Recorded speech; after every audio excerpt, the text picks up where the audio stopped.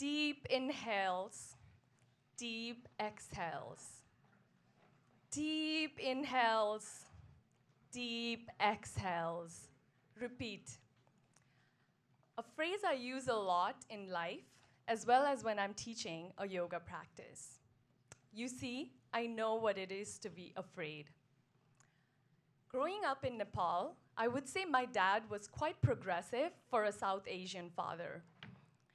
With no boys in the family, he always encouraged me and my sister to try new things, to break stereotypes, and to take up challenges. And he would remind us often that we could do things that a boy or a man could do. So it was pretty typical for him to have us fix the fuse box or the electric box around the house, or to tell us to go climb trees instead of playing with dolls. And he also encouraged us to always excel in academics. So it wasn't quite surprising. This one day, he suggested that maybe I should learn how to ride a motorcycle. So it wasn't surprising from his side, but from the society's perspective, this was quite daunting. Because you see, in my hometown, I did not know of any girls who rode a motorcycle. It was typical for girls to ride mopeds as a form of transportation, but motorcycle, nope. But I decided to take up this challenge. And I was like, imagining how it would feel to ride a motorcycle around my hometown. So I signed up for a class. And when I did, the teacher was really shocked. He was like, "Are you sure?" I was. And first time I got on the motorcycle, I had no idea that it was supposed to be so heavy, and the whole motorcycle actually fell on me on my side. The teacher came running, trying to help me out, and I was like, I got this. And so I picked up the bike myself, and I held it.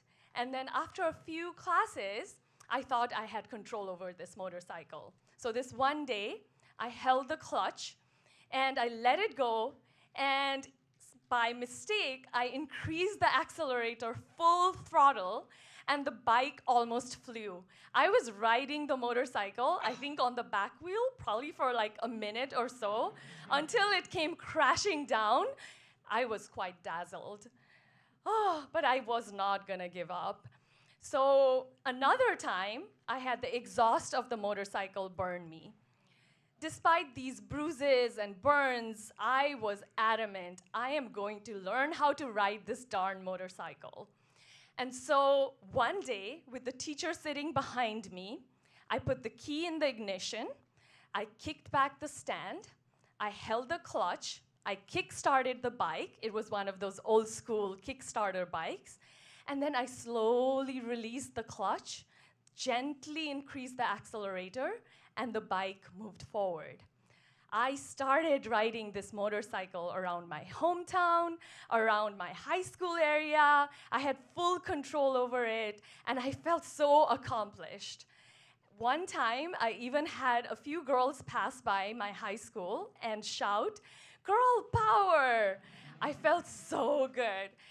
You see, I had not only gotten over a form of fear, but I had broken some stereotypes in my hometown.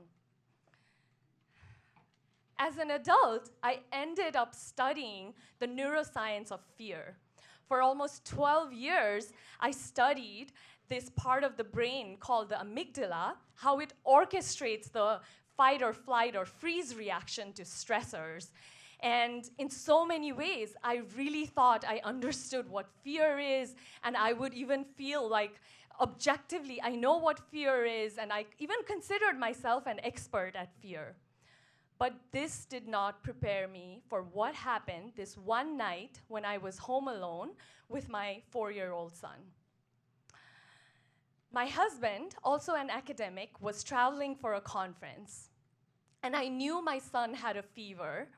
So I had just given him some Tylenol. It was around 10 p.m. at night, and I had changed his pajamas, and I was getting him ready for bed. And I also had a cold, damp cloth ready to reduce his fever, and I had the thermometer also ready. And I took his temperature before having him go to sleep, and it showed 99 degrees. And that's when it happened. His whole body started to shake, his eyes rolled back, and foam was coming out of his mouth. You see, this is not the first time my son had a febrile seizure, a condition where a child's fever spikes up really fast, and there isn't much you can do. So I felt so helpless. My heart was beating so fast.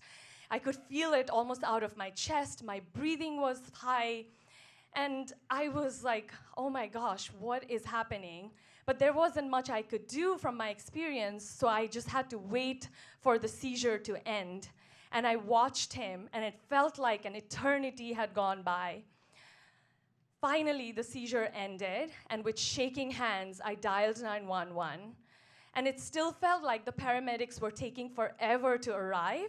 So I decided to carry his body through the 3 flights of stairs, because we lived in this UCLA housing that didn't have elevators. And he was passed out, so I carried him down, and gosh, I remember it was raining so heavily. Finally, the paramedics arrived, they buckled him up, and had me sit by his side to the ride to the UCLA hospital. Once we reached there, the nurses asked me how long the seizure had lasted and a few other questions. And of course, to me, it felt like a long time, so I told them probably like 5 minutes or so. But my questions were coming out, like, is he gonna be okay? Is everything okay? They're like, you're just gonna have to wait for the doctor to arrive. But we're gonna start monitoring his brain activity and his heart rate and breathing.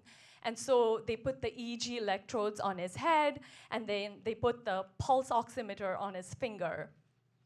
And they started monitoring, and they told me, just wait around, and they left the room. So I pulled up a chair and sat by his side. I could feel this heaviness, almost like the bike had fallen on me, but even heavier than that.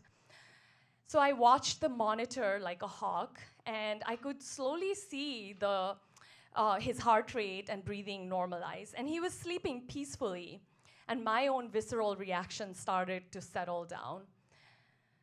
And I started to ponder, because obviously I couldn't sleep, to different places.